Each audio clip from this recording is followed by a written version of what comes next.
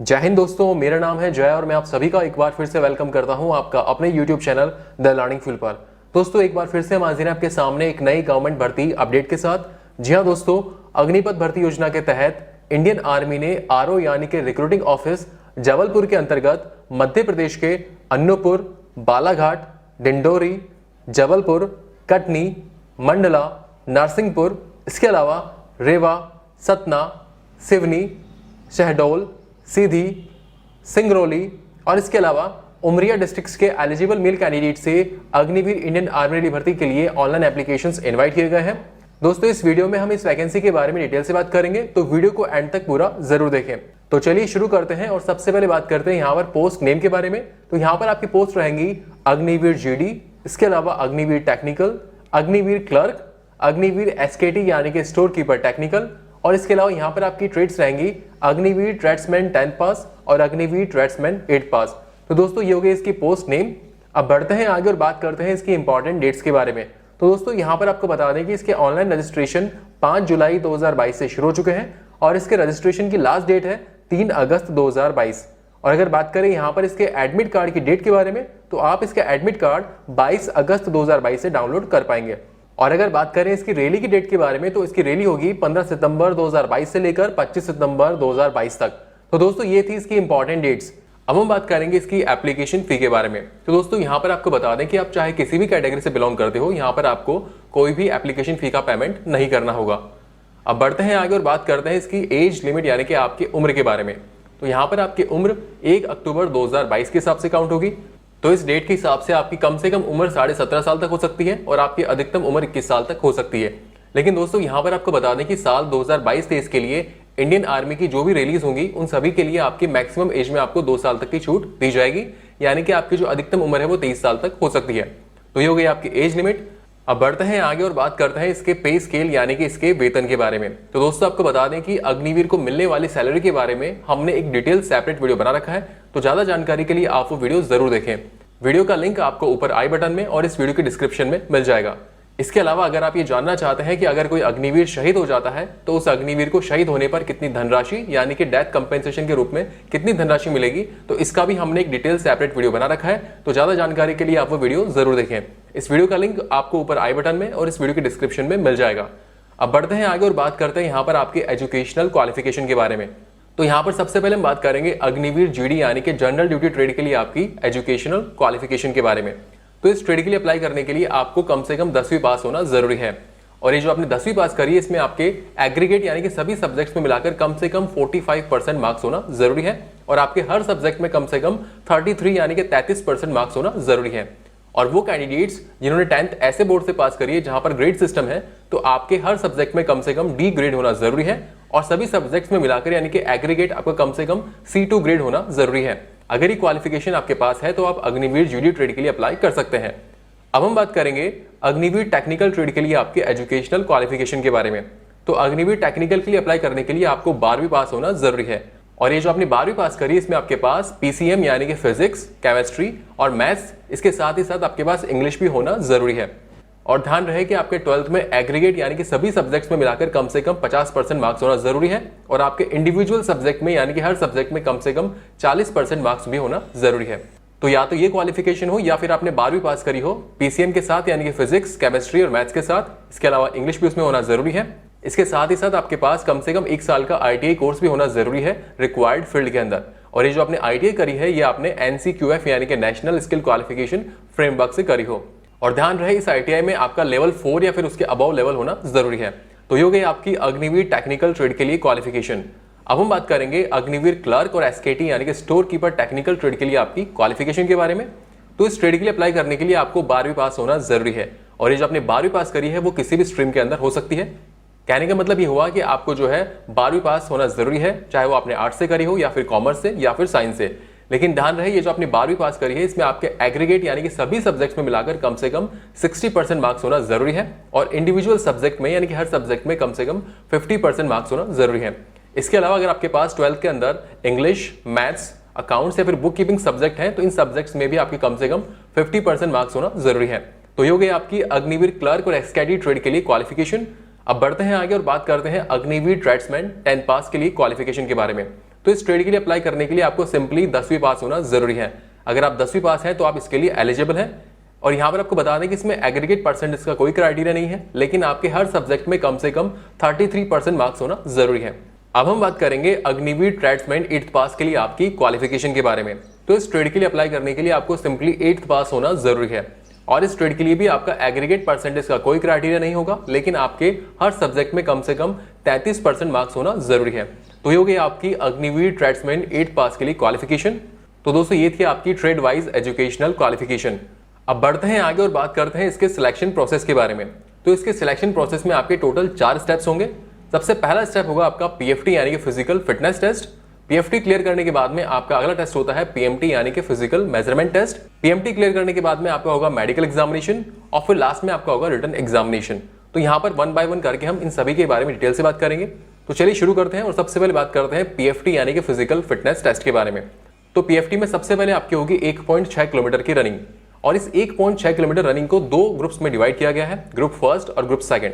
Group first में वो candidates आएंगे जो इस 1.6 किलोमीटर रनिंग को 5 मिनट 30 सेकंड के अंदर कंप्लीट कर लेंगे, वो कैंडिडेट्स ग्रुप फर्स्ट में आएंगे और ऐसे कैंडिडेट्स को 60 में से 60 मार्क्स दिए जाएंगे। और वो कैंडिडेट्स जो कि 1.6 किलोमीटर रनिंग को कंप्लीट करने के लिए 5 मिनट 31 सेकंड से लेकर 5 मिनट 45 सेकंड तक का टाइम लेते हैं, तो ऐसे कैंडिडेट्स को ग्रुप सेकंड में रखा जाएगा और आपको 60 में से 48 मार्क्स दिए जाएंगे। तो पीएफटी में ये हो गई आपकी 1.6 किलोमीटर की रनिंग। 1.6 किलोमीटर रनिंग कंप्लीट करने के बाद में पीएफटी में आपका अगला टेस्ट होता है बीम यानी कि पुलअप।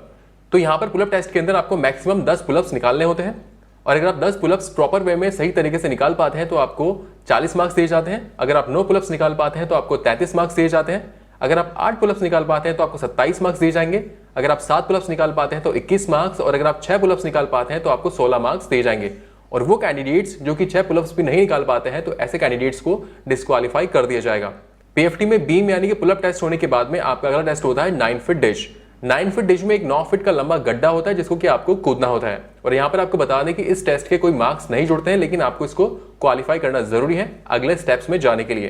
पीएफटी में 9 फीट डिश क्लियर करने के बाद में आपका अगला टेस्ट होता है जिगजैग बैलेंस। जिगजैग बैलेंस भी क्वालिफाइंग नेचर होगा, यानी कि इसके भी मार्क्स नहीं जुड़ेंगे, लेकिन आपको इसको क्वालिफाई करना जरूरी होगा। तो दोस्तों ये हो गया इसका पीएफटी यानी कि फिजिकल फिटनेस टेस्ट। इसके मोड ऑफ सिलेक्शन में पीएफटी यानी कि फिजिकल फिटनेस टेस्ट क्लियर करने के बाद में आपका अगला टेस्ट होता है पीएमटी यानी कि फिजिकल मेजरमेंट टेस्ट। और इसके पीएमटी में आपका हाइट, वेट और चेस्ट का मेजरमेंट किया जाता है। तो यहाँ पर हम ट्रेड वाइज आपकी हाइट, वेट और चेस्ट के मेजरमेंट के बारे में बात करेंगे। तो यहाँ पर सबसे पहले बात करेंगे अग्निवीर जीडी ट्रेड के लिए आपकी हाइट के बारे में। तो अग्निवीर जीडी के लिए आपकी हाइट कम से कम 168 सेंटीमीटर तक होना जरूरी है। और अगर बात करें इस ट्रेड के लिए आपके चेस्ट के क्राइटेरिया के बारे में, तो इस ट्रेड के लिए आपका चेस्ट कम से कम 77 सेंटीमीटर और उसमें कम से कम 5 सेंटीमीटर तक का फुलाव भी होना जरूरी है। अब हम बात करेंगे अग्निवीर टेक्निकल ट्रेड के लिए आपकी हाइट के बारे में। तो इस ट्रेड के लिए आपकी हाइट कम से कम 167 सेंटीमीटर तक होना जरूरी है। और अगर बात करें इस ट्रेड के लिए आपके चेस्ट के क्राइटेरिया के बारे में, तो इस ट्रेड के लिए आपका चेस्ट कम से कम 76 सेंटीमीटर और उसमें कम से कम 5 सेंटीमीटर तक का फुलाव होना जरूरी है। अब बात करते हैं अग्निवीर क्लर्क और एसकेटी ट्रेड के लिए आपकी हाइट के बारे में। तो इस ट्रेड के लिए आपकी हाइट कम से कम 162 सेंटीमीटर तक होना जरूरी है। और अगर बात करें इस ट्रेड के लिए आपके चेस्ट के क्राइटेरिया के बारे में, तो इस ट्रेड के लिए आपका चेस्ट कम से कम 77 सेंटीमीटर और उसमें कम से कम 5 सेंटीमीटर तक का फुलाव भी होना जरूरी है। अब बढ़ते हैं आगे और बात करते हैं अग्निवीर ट्रेड्समैन 10th पास और अग्निवीर ट्रेड्समैन 8th पास ट्रेड के लिए आपकी हाइट के बारे में। तो इन दोनों ही ट्रेड्स के लिए आपकी हाइट कम से कम 168 सेंटीमीटर तक होना जरूरी है। और अगर बात करें इन दोनों ही ट्रेड्स के लिए आपके चेस्ट के क्राइटेरिया के बारे में, तो इन दोनों ही ट्रेड्स के लिए आपका चेस्ट कम से कम 77 सेंटीमीटर और उसमें कम से कम 5 सेंटीमीटर तक का फुलाव भी होना जरूरी है। तो दोस्तों ये था इसका पीएमटी यानी कि फिजिकल मेजरमेंट टेस्ट। अब हम बात करेंगे यहाँ पर फिजिकल स्टैंडर्ड्स में मिलने वाली छूट के बारे में। तो वो कैंडिडेट्स जो कि सन्स ऑफ सर्विसमैन यानी कि सर्विसमैन के बेटे हैं, या फिर सन्स ऑफ एक्स सर्विसमैन है, या फिर सन ऑफ वॉर विडो, या फिर किसी एक्स सर्विसमैन की विडो के बेटे हैं, या फिर वो कैंडिडेट्स जो कि वॉर विडो के लीगली अडॉप्टेड सन या फिर सन इन लॉ है, तो ऐसे कैंडिडेट्स को हाइट में कम से कम 2 सेंटीमीटर तक की छूट दी जाएगी। अगर बात करें चेस्ट के बारे में, तो ऐसे कैंडिडेट्स को चेस्ट में कम से कम 1 सेंटीमीटर तक की छूट दी जाएगी। और अगर बात करें वेट के बारे में, तो ऐसे कैंडिडेट्स को वेट में कम से कम 2 किलोग्राम तक की छूट दी जाएगी। अब हम बात करेंगे उन कैंडिडेट्स के बारे में जो कि आउटस्टैंडिंग स्पोर्ट्समैन हैं, यानी कि ऐसे कैंडिडेट्स जिन्होंने अपने नेशनल को किसी भी खेल के अंदर इंटरनेशनल लेवल पर, या फिर अपने स्टेट को नेशनल लेवल पर, या फिर अपने डिस्ट्रिक्ट को स्टेट लेवल पर, या फिर अपने स्कूल, कॉलेज या फिर अपने यूनिवर्सिटी को किसी भी गेम के अंदर रिप्रेजेंट किया है, और अगर आपने कोई मेडल जीता है या फिर आपने टीम इवेंट के अंदर 6th पोजीशन हासिल करी है, तो ऐसे कैंडिडेट्स को हाइट में कम से कम 2 सेंटीमीटर तक की छूट दी जाती है। और अगर बात करें चेस्ट के बारे में तो ऐसे कैंडिडेट्स को चेस्ट में कम से कम 3 सेंटीमीटर तक की छूट दी जाती है। और अगर बात करें वेट के बारे में तो ऐसे कैंडिडेट्स को वेट में कम से कम 5 किलोग्राम तक की छूट दी जाती है। तो ये हो गया आपकी फिजिकल स्टैंडर्ड्स में मिलने वाली छूट। तो इसके सिलेक्शन प्रोसेस में पीएमटी क्लियर करने के बाद में आपका अगला टेस्ट होता है मेडिकल एग्जामिनेशन।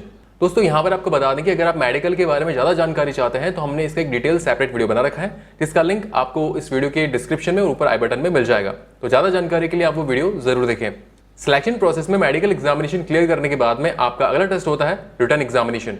और दोस्तों आपको बता दें कि इसका रिटन एग्जामिनेशन आपका अक्टूबर 2022 में होगा। और दोस्तों यहाँ पर आपको बता दें कि इसके रिटन एग्जामिनेशन में आपकी नेगेटिव मार्किंग भी होगी। तो दोस्तों ये हो गया इसका सिलेक्शन प्रोसेस। अब बढ़ते हैं आगे और बात करते हैं यहाँ पर आपके डॉक्यूमेंट्स के बारे में। तो दोस्तों यहाँ पर आपको बता दें कि हम जो भी डॉक्यूमेंट्स आपको बताने वाले हैं इन सभी डॉक्यूमेंट्स के आपको ओरिजिनल कॉपी साथ में लेके जानी है। और ओरिजिनल कॉपी के साथ ही साथ आपको हर डॉक्यूमेंट की 2 अटेस्टेड फोटो कॉपी भी साथ में लेकर जानी है। तो आइए जानते हैं कि वो कौन कौन से डॉक्यूमेंट्स हैं जो कि आपको रैली के टाइम साथ में लेके जाने हैं।